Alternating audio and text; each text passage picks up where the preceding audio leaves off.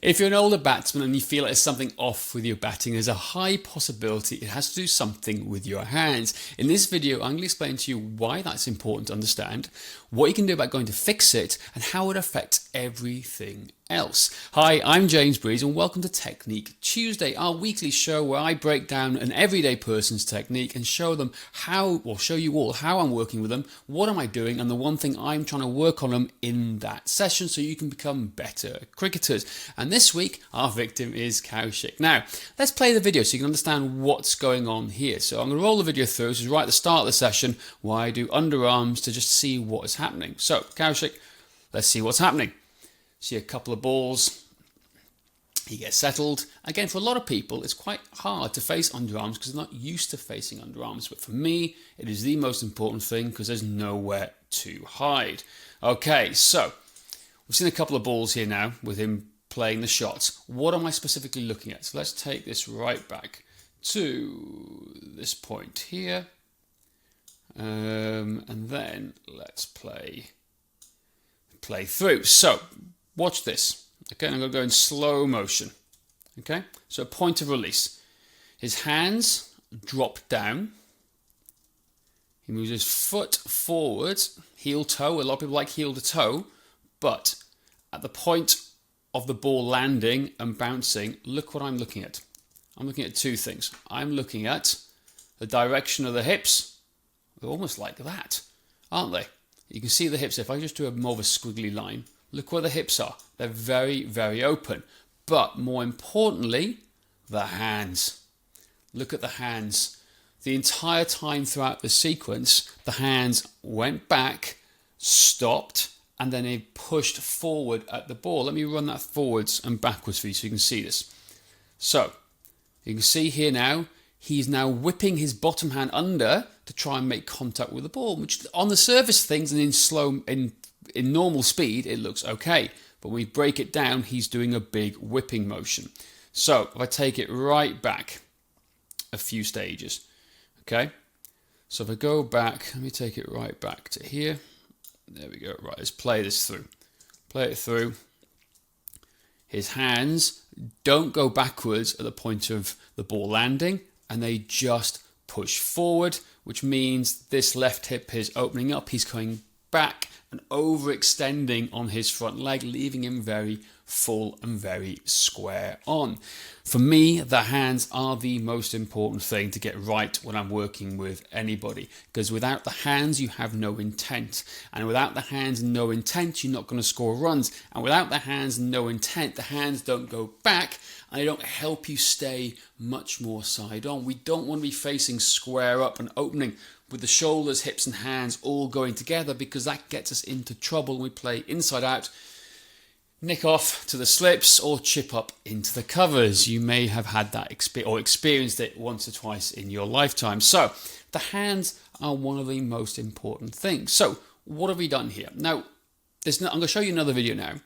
The only difference is I've shown him the clips of this. We've discussed the idea of the hands, and then I've taken him back into the nets after showing him the principle of head and hands, which you will get to hear a lot when I talk about this.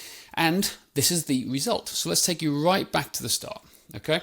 So I'm going to take you back to the start of this video. Let's bring it all the way down to about 8 seconds in, because I know it's the point where you can see he's thinking about it, because that's all I want to do. I want to think about what we've discussed and what we've changed. Let's go through the actual process. By the way, normally I try and do this in 2 minutes. This ain't happening today. So look at him doing it. You can see he's practicing the movement of the hands going back, right? It's a bit more intent as he comes down, but I want to share this exact process the first few times he's ever done it.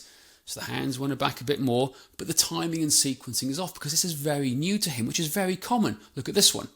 He's missed the ball. This is different. It's very awkward to change something when he's so used to having done something for such a long time. So again, a bit better contact there. And let's do one more ball and let's analyze this one, I think. There we go. Right, so what happens with this one? So if I rock this one right back to here, let's play at this point of contact. Let's go back. Sorry about this. Let's come here. So let's go. So his hands are static. Obviously his helmet's off, so you can see it's a different video right now. And literally the only thing we did was discuss this idea and concept of taking the hands back. So look, point of impact, point of release. The hands are moving back. When the ball lands, the hands are still staying back. They haven't come forward. And we're now heel to toe in a good position. The head's going towards the ball. And there's a bit of a separation with the foot landing and then the bat coming through. Can you see that? We're still not quite stable, right? But there's other things happening in terms of mobility with Gajit, which is very normal for a lot of older cricketers, which he knows he has to now work on. But the point is, all we discussed was the intent on what we're doing with the hands. Now, come back. Let's go back to a few stages. And let's look at this. Let's play it out. And play this. So I'm going to just pause it right when the heel goes down. So the heel goes down. We have that point there. Look at that position. So let's bring this, let's switch the videos up, right? Let's bring the other video back in and I'll do a comparison of side by side, so show you what I'm working on. So the similar sort of shot. Let's come back to 20 seconds. And I want to show this video of when the heel touches down. Let's take this back a little bit. Let's take this right back. So at the point of when the heel touches. So it's a fair comparison. There we go. I'd say the heel touches just about there. And it's a similar ball. And that's really important. What's the difference in similar ball positions? So let's take this across. You can see that position there, the first one. And let's bring this into this side. What have we got different? What do we have different here? Well, first of all, look at the hands position. Look where the hands are.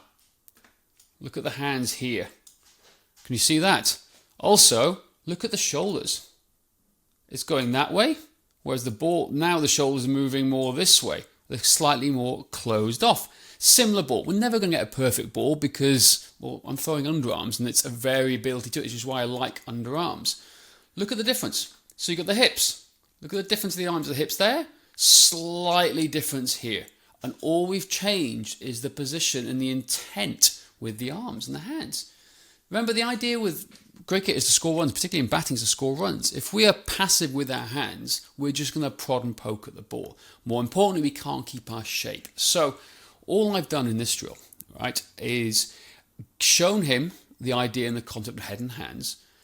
He had a chance to play around with it for a few balls, and then we've started to make better contact. Now, is it going to be perfect going into the game? No, not yet, because there's a lot more skill work to do and a lot more practice, because it is always underarms, overarms, bowling machine, facing bowlers, right, in that order, and you've got to do a lot of volume. So for him, the goal was to practice this more intently with underarms, and the idea was thinking. Remember, we're taking someone in the concept of thinking from unaware of the problem to aware to this thinking stage, because they're aware of it, and then we want to become unconsciously aware of it. Okay, so we're going to be doing it without even thinking about it. So there you go. As per all videos with most of the older batters I work with, it's head and hands. The concept of the hands allows you to stay more side on, allows you to show more intent to hit the ball, but more importantly, by taking the hands back, you're timing the ball better as well and playing it later under your eyes. So I hope that helped. It wasn't 2 minutes in the slightest, but I hope this makes sense. If you'd like to get analysed, just drop us a message in the comments below. Reach out to us at Cricket Matters. I'll happily do analysis either in person or online. And yeah, thanks for listening in, and we'll see you next time on Technique Tuesday. And remember, head and hands. Head and hands.